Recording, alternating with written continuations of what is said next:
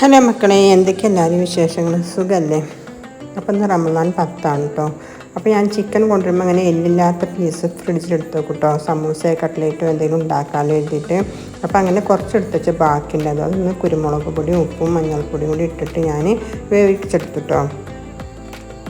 എന്തായാലും സമൂസ കട്ട്ലേറ്റോ എന്തെങ്കിലും ഉണ്ടാക്കണമല്ലോ. അപ്പോൾ എന്തൊക്കെയായാലും ഈ ചിക്കൻ ആവശ്യമാണല്ലോ.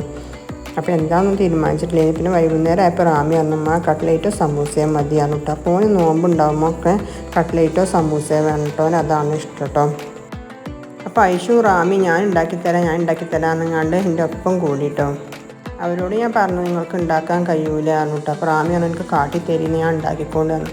അപ്പോൾ കാട്ടി കൊടുത്തപ്പോൾ ഓനത് കഴിയണില്ല. അപ്പോൾ ഓൻ അവിടെ നിന്ന് നീച്ചു പോയിട്ടോ. അപ്പോൾ ഐഷുമ്മ ലാസ്റ്റ് എന്നോട് പറഞ്ഞു ഞാൻ അതിൻ്റെ ലീഫുകളൊക്കെ ഞാനിങ്ങനെ എടുത്ത് തരാം ഉമ്മച്ചിനെ ഹെൽപ്പ് ചെയ്യാറുണ്ട് അങ്ങനെ ഇരിക്കുകയാണ് കേട്ടോ.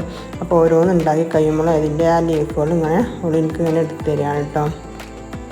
റമദാനൊക്കെ ഇപ്പോൾ ഭയങ്കര ചൂടാണല്ലേ. ഞങ്ങളുടെ നാട്ടിലിപ്പം റമദാനായിട്ട് 3 പ്രാവശ്യം മഴ ചെയ്തിട്ടോ. എൻ്റെ ഫ്രണ്ട്സൊക്കെ എന്നോട് വിളിച്ചങ്ങാണ്ട് ഇങ്ങനെ പറയും ഭയങ്കര ചൂടാണല്ലേ, ഭയങ്കര കുഴക്കുണ്ട്, ക്ഷീണമുണ്ടെന്നൊക്കെ പറയട്ടോ. പുറത്തൊന്നും പോകാതെ വീടിനുള്ളിൽ ഇപ്പം എനിക്ക് അത്ര പ്രശ്നമായിട്ട് തോന്നിയിട്ടില്ല കേട്ടോ. പക്ഷെ പുറത്തിറങ്ങി നടക്കുമ്പോഴൊക്കെ ഭയങ്കര ചൂടായി കാരണം അത്രക്കും വെയിലിന് ഭയങ്കര ചൂടുണ്ട് കേട്ടോ. അപ്പം ഇന്ന് ഞാൻ സമ്മാമോണ്ട് ജ്യൂസ് അടിക്കാൻ എഴുതിട്ടോ. അപ്പോഴാണ് ഐഷുമോള് ഓള് പറഞ്ഞു എനിക്കും ഹെൽപ്പ് ചെയ്യണം വെച്ചിനെ ഞാൻ കട്ട് ചെയ്ത് തരാമെന്നൊക്കെ പറഞ്ഞു കേട്ടോ. അപ്പോൾ ഞാൻ അതിനൊന്നും സമ്മതിച്ചില്ല. കത്തിയൊക്കെ കഴിയുമ്പോൾ തട്ടിയാൽ മുറിയാവൂലേ. അപ്പോൾ എന്താ മോള് അപ്പുറത്ത് നിന്ന് കിച്ചണിൽ നിന്ന് സൂപ്പൊക്കെ ഉണ്ടാക്കിയിരുന്നു കേട്ടോ. പിന്നെ ഞാൻ സമൂസയും പൊരിച്ചെടുത്തു. നാരങ്ങ പിഴിഞ്ഞ് കുറച്ച് പഞ്ചസാരയും വെള്ളം ഒഴിച്ചങ്ങാണ്ട് കുറച്ച് മുമ്പ് തന്നെ അടിച്ചെടുത്ത് ഫ്രിഡ്ജിൽ വെച്ചിരുന്നു കേട്ടോ.